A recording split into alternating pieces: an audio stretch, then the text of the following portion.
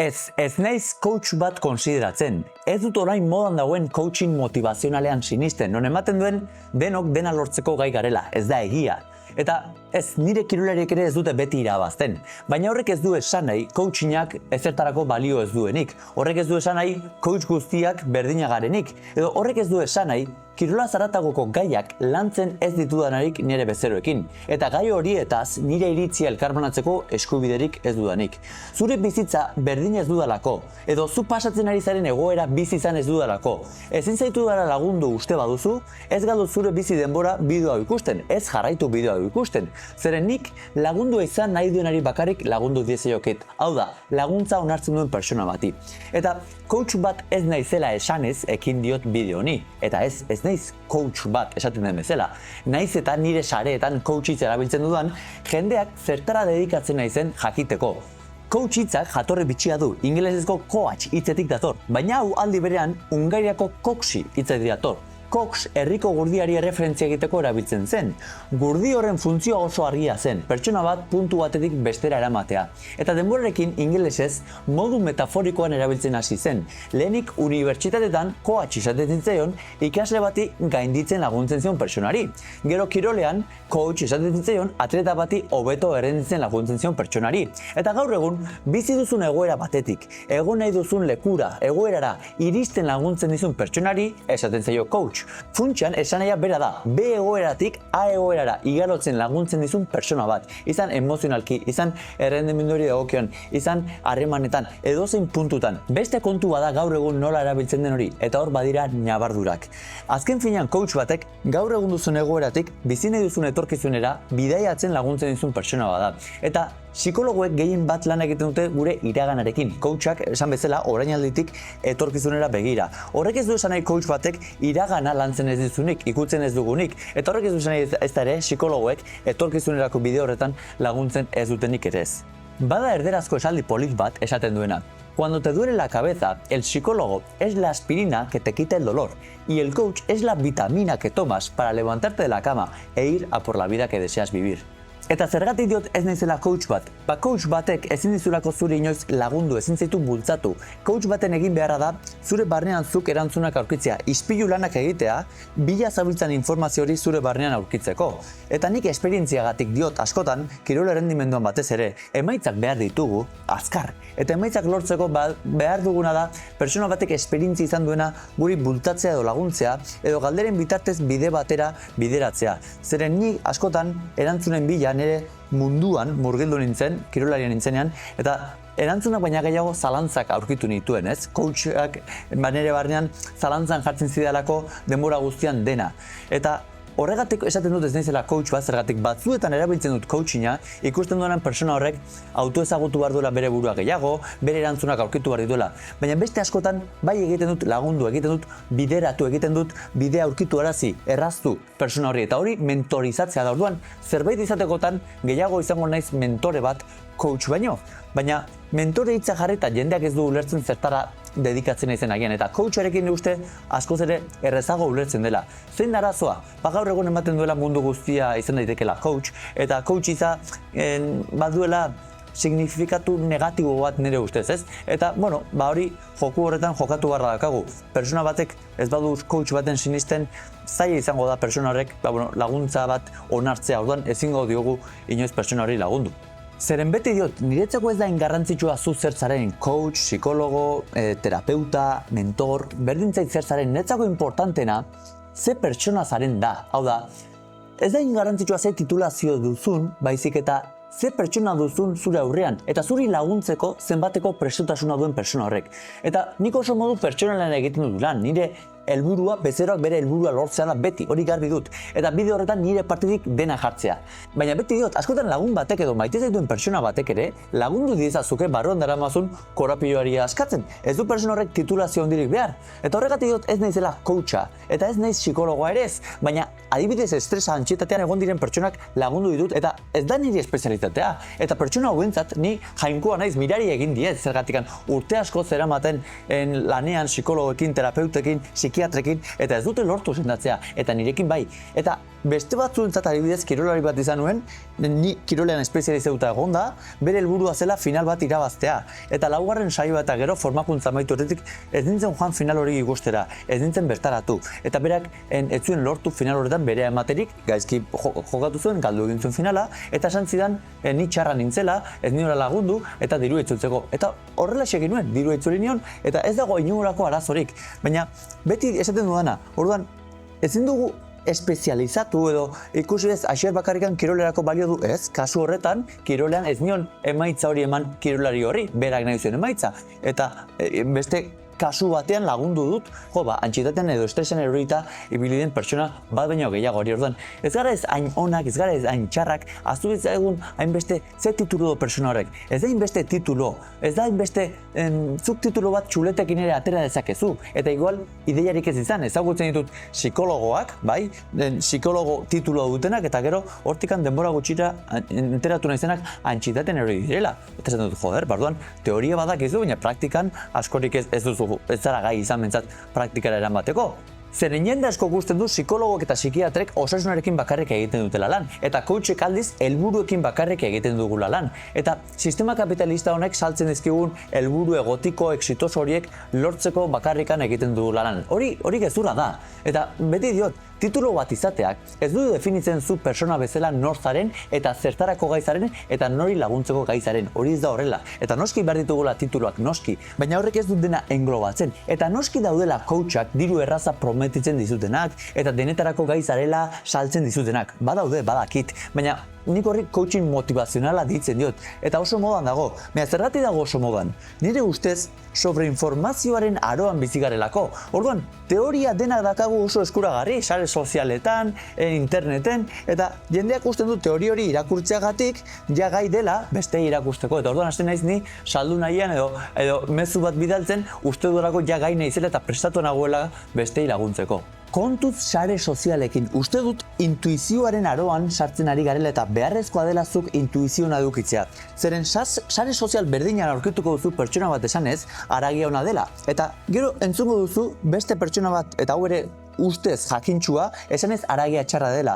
Aurkituko duzu nutrizionista bat esanez, baraualdian egotea ona dela, eta aurkituko duzu nutrizionista on bat esanez, baraualdian egotea txarra dela. Edo esango dizute urrotzetan dutxatzea ona dela, eta gero konturatuko zara goizean jeki orduko adibidez urrotzetan zuzenean sartzea txarra dela. Beraz, mesedez, izan gaitezen gero eta kontzienteago, esnatu ezakegun gure kontzientzia maila, gure intuizioa, hasi bereizten nor ari den benetan zuri lagundu nahian edo mezu on bat zabaldu nahian eta nor ari den produktu bat edo zerbait saldu nahian zuri. Eta gero zu zer hori hartu itzazu informazio guztia hori eta zuk zer horrek jarri itzazu proban eta egin zaitez gero eta kontzienteago. Eta orduan hasiko zarazu benetan emaitza onak eskuratzen.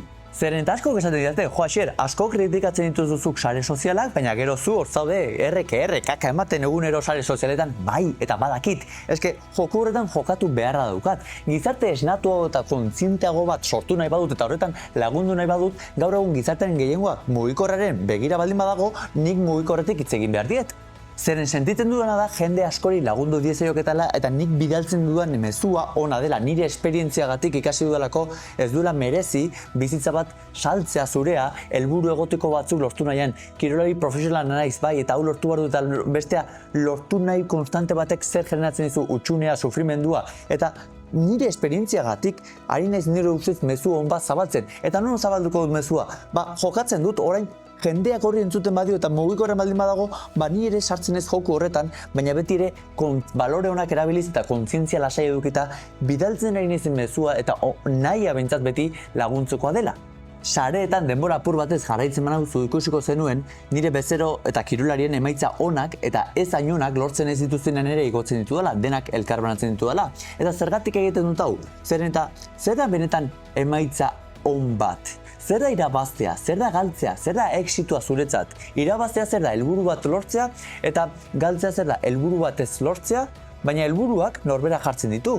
Batentzako helburua izango da titulu bat lortzea eta bestentzako helburu izango da bideaz gozatzea eta disfrutatzea bire kirolaz bera sentituz.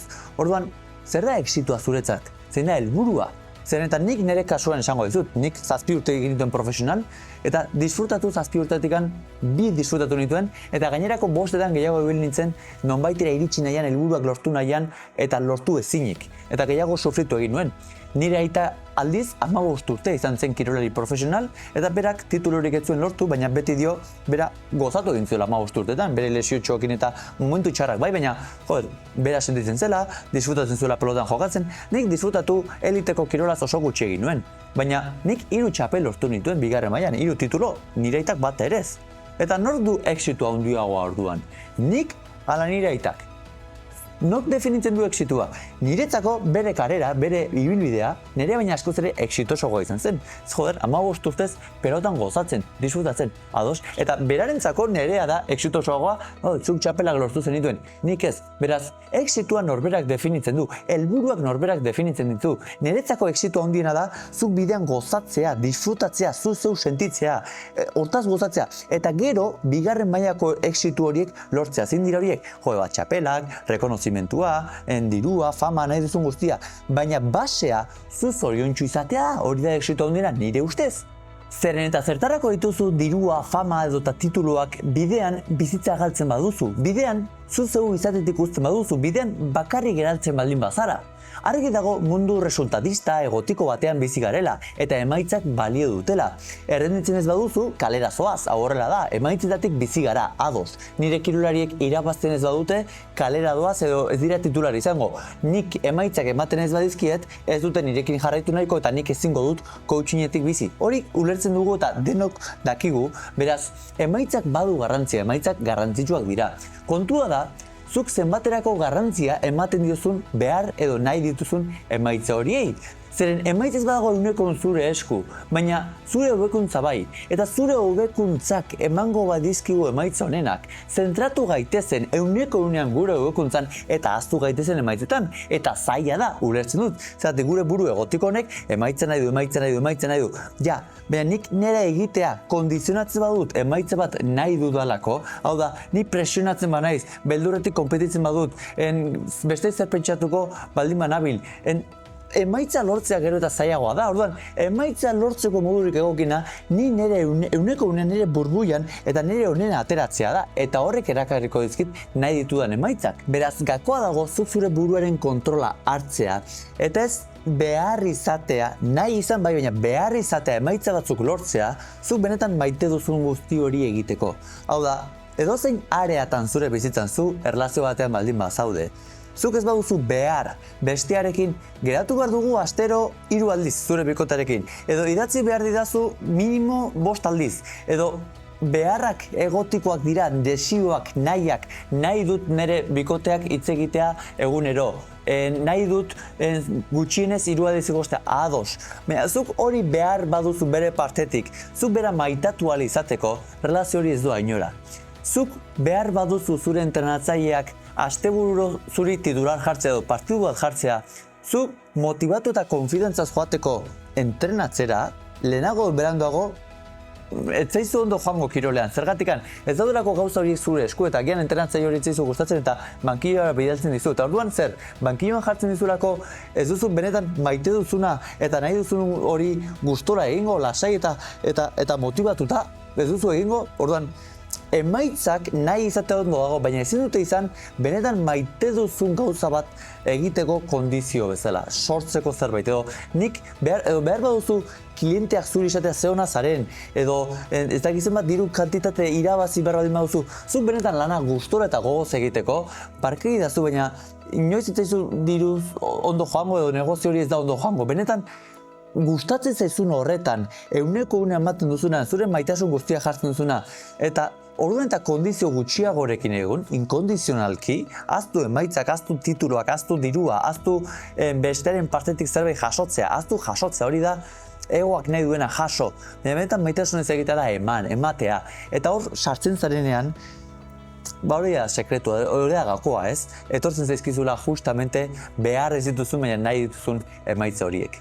Zein da arazoa txikitatik erakutsi digutela, gauzak zerbaitegatik egiteko eta zerbaitetarako, hau da, emaitza bat lortzeko. Eta orduan, joaten gara gimnasiora, norbaitek esateko, ai, ze fuerte zauden edo ze itxura fisiko polita duzun. ez gara joaten osasunagatik. Eta orduan, ez badut ikusten baskulan pixua jaisten ari dela, jan azkatzen naiz eta ez naiz joaten. Benetan, zer da maitatzea zure burua? Gimnasiora joan zaitezu ondo sentitzen zarelako eta energia honekin ateratzen zarelako eta zure osasun hau betzen delako eta jantzazu gauzak garbi, natural, hemengoak, ez produktua baizik eta alimentuak, zure burua maitatzeagatik. Ez jendeak esateko ze ederra zauden, ze polita zauden, edo baskula batek jartzeko 2 kilo gorago, 5 kilo berago, zer axola du horrek, bai? Baina hain itxutua gaude gizarte honetan emaitza horiek lortzera eta kanpoko rekonozimentu bat jasotzera, non gauzak maitasunez egitetik uzten dugun. Eta benetan importantena maitatzea da, gure burua maitatuta beste ere maitasun hori emateko gai izatea. Baina askotan maitasun batetik eta egiaz hitz egiten ahalegintzen garen personok, ez ditugu ez bisualizazio askorik eta pixka bat baztertua gare eta askotan egiaz hitz egiteagatik kritikatuak ere bai. Eta aldiz, ikusten duzunan sare sozialetan norbaitek emaitza egotiko horiek lortu dituela, horrek bisualizazio gehiago ditu. Orduan, gizarte bezala, exitua saltzea, sistema kapitalista honek saltzen digun exitua, gorputzak eta kotxeak eta etxeak eta bar, kritikatzen dugu hori, baina gero horri ematen diogu jaten, horri ematen dizkogu bisualizazioak. Eta orduan, joku honetan jokatu beharra daukagu, gure mezu ere, sinpleki eta egiatik hitz egin nahi dugunok.